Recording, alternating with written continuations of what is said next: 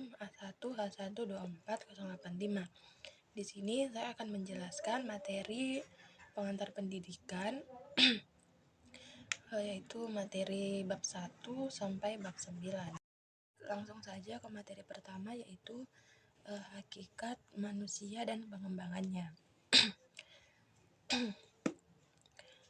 Sifat hakikat manusia adalah ciri khas yang membedakan manusia dengan yang lainnya, di mana antara manusia dengan hewan itu memiliki sifat yang berbeda, namun juga mungkin ada sifat antara manusia dengan hewan itu mungkin ada yang sama. Kemudian materi selanjutnya itu wujud sifat hakikat manusia. Wujud sifat hakikat manusia itu dibagi menjadi 8. Yang pertama, kemampuan menyadari diri. Artinya bahwa manusia itu dapat memahami dan mengenali diri sendiri. Dengan adanya kemampuan menyadari diri, manusia dapat membedakan dirinya dengan yang lain. Kedua, kemampuan bereksistensi. Artinya kemampuan untuk memiliki kesadaran akan keunikan dan kebebasan. Dengan adanya kebebasan, manusia dapat mengurangi stres dan kecemasan serta meningkatkan kreativitas.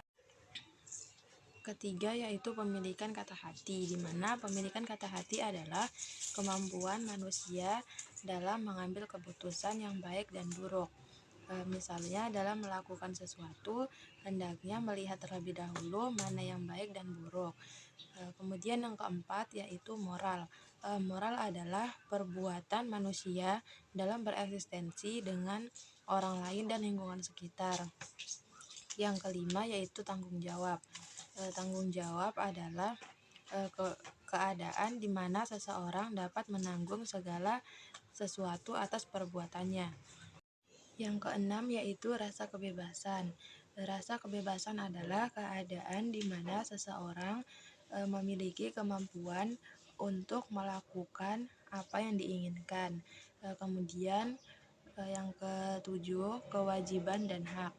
Kewajiban dan hak adalah dua hal yang saling berkaitan dalam kehidupan manusia, di mana kewajiban adalah sesuatu yang harus dilakukan, sedangkan hak adalah sesuatu yang dimiliki oleh seseorang.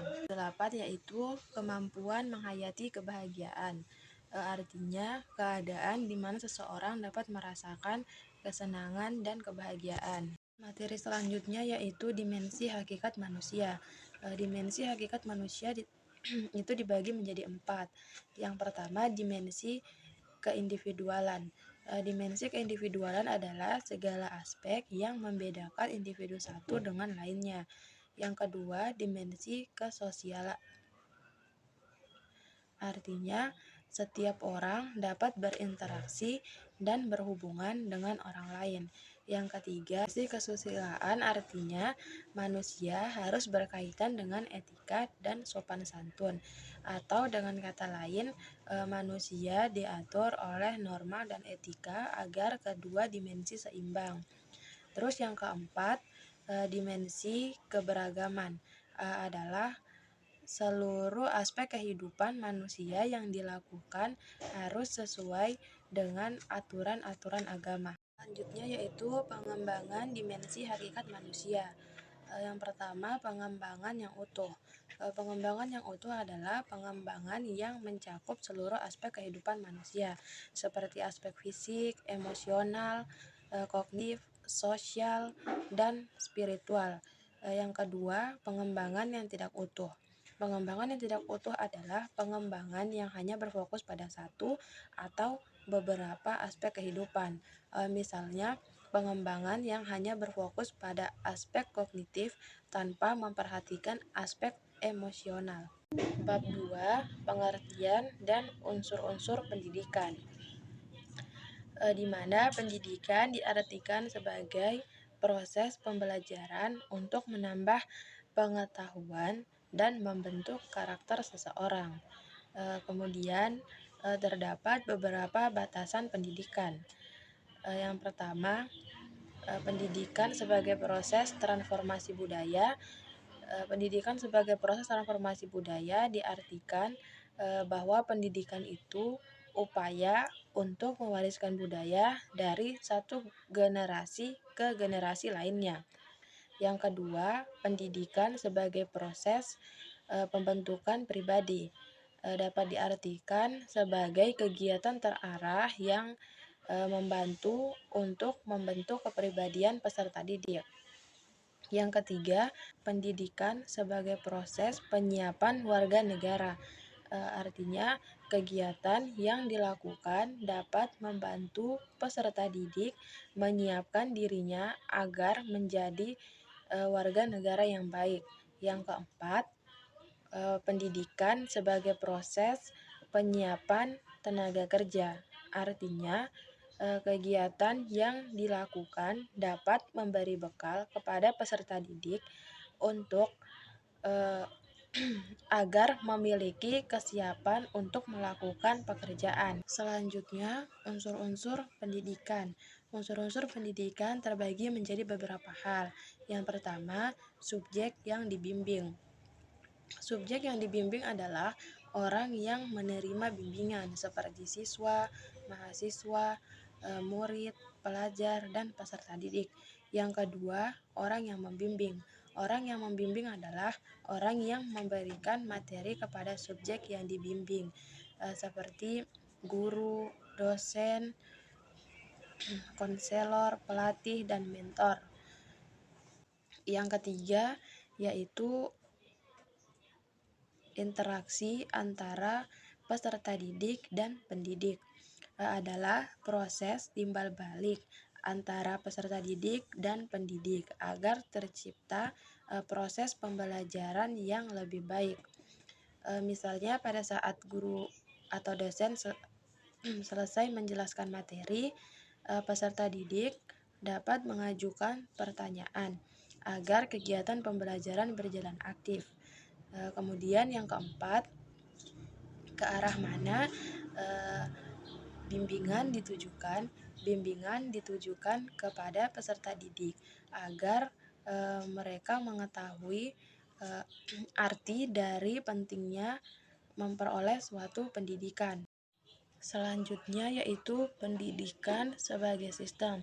Pendidikan sebagai sistem adalah pendidikan yang terdiri dari beberapa komponen yang saling berhubungan untuk mencapai tujuan pendidikan.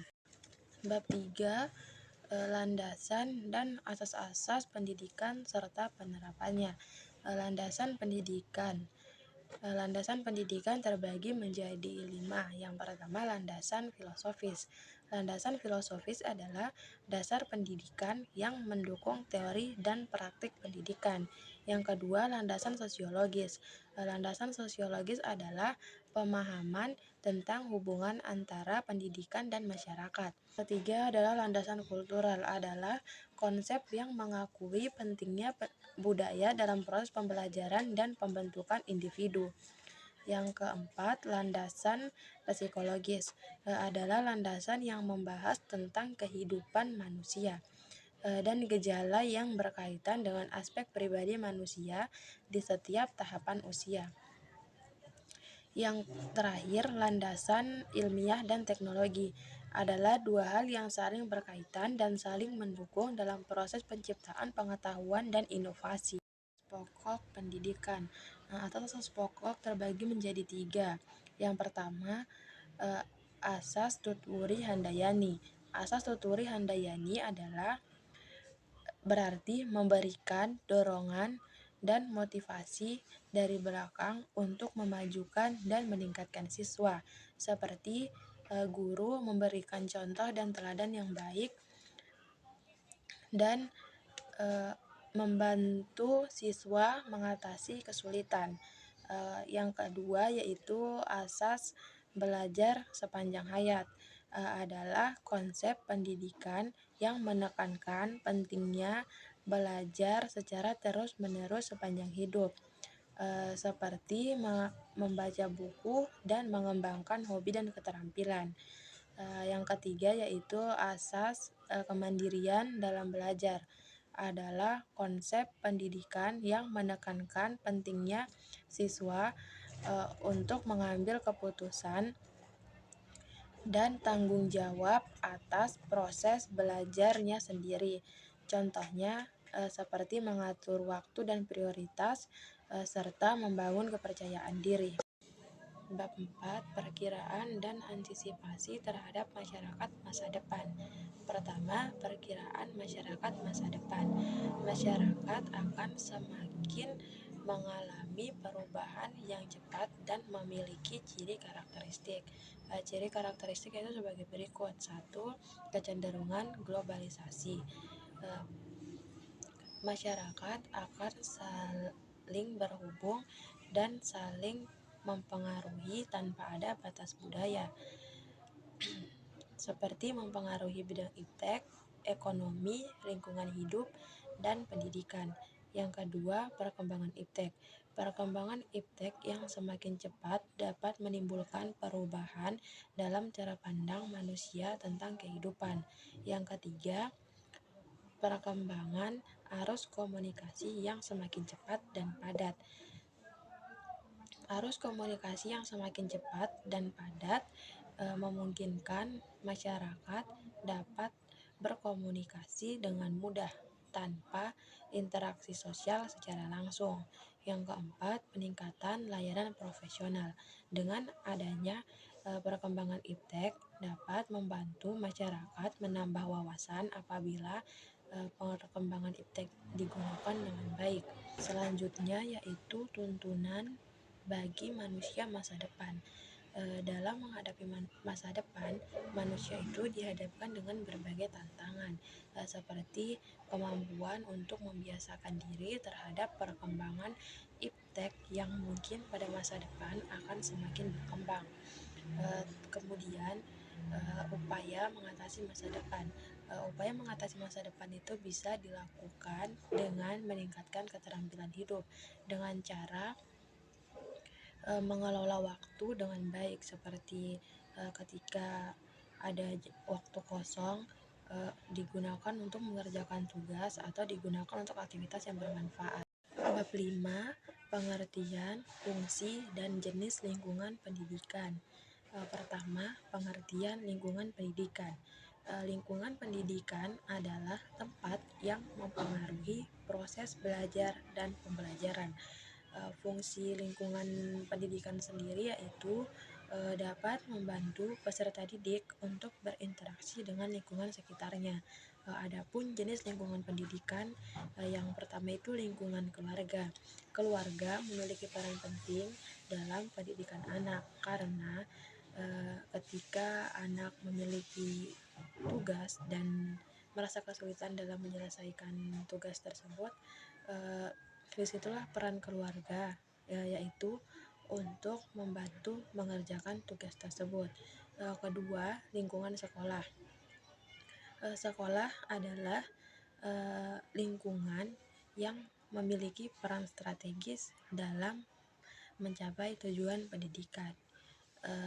Lingkungan sekolah dapat membantu anak membentuk karakter dan anak akan merasa senang ketika berada di lingkungan sekolah karena memiliki banyak teman. Yang ketiga yaitu lingkungan masyarakat. Masyarakat memiliki peran penting dalam pendidikan karena masyarakat dapat memberikan dorongan dan konteks sosial yang mempengaruhi proses belajar. Bab 6. Aliran-aliran pendidikan. Aliran pendidikan itu terbagi menjadi 4. Yang pertama, aliran empirisme. Aliran empirisme adalah aliran yang menekankan bahwa pengetahuan berasal dari pengalaman. Contohnya membuat kerajinan. Sebelum membuat kerajinan, mungkin seseorang terlebih dahulu sudah pernah melakukannya, sehingga pengalaman tersebut dikembangkan kembali. Yang kedua, aliran naturalisme. Aliran naturalisme adalah aliran yang menekankan pentingnya alam bagi perkembangan anak. Alam sangat berpengaruh bagi pertumbuhan anak karena anak pada umumnya lebih suka meniru. Misalnya ketika seseorang melakukan aktivitas yang menurutnya menarik, anak tersebut akan mengikutinya. Yang ketiga, aliran nativisme. Aliran nativisme adalah aliran yang menekankan bahwa pengetahuan ditentukan oleh faktor genetik dan faktor alam, bukan dari faktor lingkungan dan pendidikan. Yang keempat yaitu aliran konvergensi. Aliran konvergensi adalah aliran yang menjelaskan bahwa anak sejak lahir di dunia disertai pembawaan baik dan buruk. Selanjutnya, dua aliran pokok pendidikan di Indonesia. Yang pertama itu perguruan kebangsaan taman siswa, dan yang kedua ruang pendidikan INS Kayu Tanam. Bab 7 permasalahan pendidikan. Pertama, jenis permasalahan pendidikan. 1. Masalah pemerataan pendidikan. Misalnya kurangnya akses ke sekolah, terutama di daerah terpencil dan pedalaman. Hal ini menyebabkan siswa sering datang terlambat atau sulit datang ke sekolah tepat waktu dikarenakan jarak yang jauh antara rumah dan sekolah. Yang kedua, masalah mutu pendidikan. Misalnya kurangnya kualitas guru dan kurangnya fasilitas untuk belajar. Kurangnya kualitas guru dapat menyebabkan rendahnya prestasi siswa dan meningkatnya angka putus sekolah. Serta jika fasilitas untuk belajar kurang, dapat menyebabkan sulitnya proses belajar mengajar dan rendahnya motivasi belajar siswa. Yang ketiga, masalah efisiensi pendidikan. Masalah efisiensi pendidikan adalah bagaimana sistem pendidikan memanfaatkan sumber daya yang ada untuk mencapai tujuan pendidikan. Misalnya, 1. Memanfaatkan waktu dengan baik. Sebagian orang kurang memahami pentingnya memanfaatkan waktu dengan baik, sehingga kebanyakan orang menggunakan waktunya untuk hal yang kurang baik. Kedua, biaya pendidikan yang banyaknya biaya pendidikan yang dikeluarkan. Banyaknya biaya pendidikan yang dikeluarkan menyebabkan rendahnya pendidikan karena sebagian keluarga kesulitan ekonomi dan terganggunya pengeluaran seperti makanan dan kesehatan. Keempat, masalah relevansi pendidikan. Misalnya mutu pendidikan rendah dibandingkan dengan negara lain. Hal ini disebabkan karena sebagian orang beranggapan bahwa pendidikan kurang penting. Selanjutnya yaitu faktor-faktor yang mempengaruhi masalah pendidikan. Yang pertama yaitu perkembangan iptek dan seni. Yang kedua, laju pertumbuhan pendidikan. Yang ketiga, aspirasi masyarakat. Dan yang keempat, keterbelakangan budaya dan sarana kehidupan. Bab 8, sistem pendidikan nasional. Yang pertama, jalur pendidikan. Jalur pendidikan terbagi menjadi dua, yaitu jalur pendidikan sekolah dan jalur pendidikan luar sekolah. Jalur pendidikan sekolah adalah sistem pendidikan yang diselenggarakan oleh lembaga pendidikan sekolah, mulai dari tingkat dasar sampai tingkat atas. Sedangkan jalur pendidikan luar sekolah adalah sistem pendidikan yang diselenggarakan di luar sekolah. Selanjutnya, jenjang pendidikan.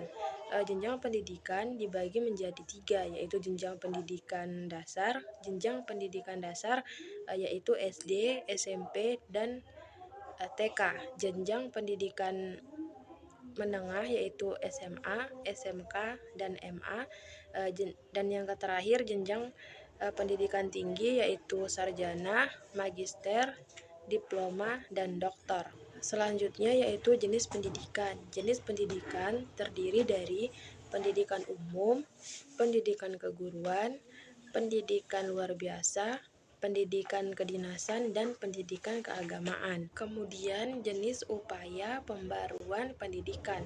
Yang pertama, pembaruan landasan yuridis, yang kedua pembaruan kurikulum, dan yang ketiga pembaruan pola masa studi. Bab 9, pendidikan dan pembangunan. GBHN menyatakan bahwa hakikat pembangunan nasional adalah pembangunan manusia. Indonesia. Subjek dan objek pembangunan. Subjek pembangunan. Subjek pembangunan adalah manusia, karena manusia yang melakukan pembangunan. Sedangkan objek pembangunan adalah manusia, karena manusia adalah sasaran yang dibangun. Selanjutnya yaitu sumbangan pendidikan pada pembangunan. 1. Segi sasaran pendidikan. Sasaran pendidikan adalah murid, peserta didik, dan siswa atau anak yang melakukan pendidikan. Yang kedua, segi lingkungan pendidikan. Lingkungan pendidikan meliputi lingkungan keluarga, lingkungan sekolah, dan lingkungan masyarakat. Yang ketiga, segi jenjang pendidikan. Jenjang pendidikan meliputi jenjang pendidikan dasar, pendidikan menengah, dan pendidikan tinggi. Dan yang keempat, pembidangan kerja atau sektor kehidupan, meliputi bidang ekonomi, sosial politik, dan keuangan. Selanjutnya yaitu yang pertama, mengapa sistem pendidikan harus dibangun? Karena pendidikan selalu berurusan dengan manusia, karena hanya manusia yang dapat dididik dan harus selalu dididik.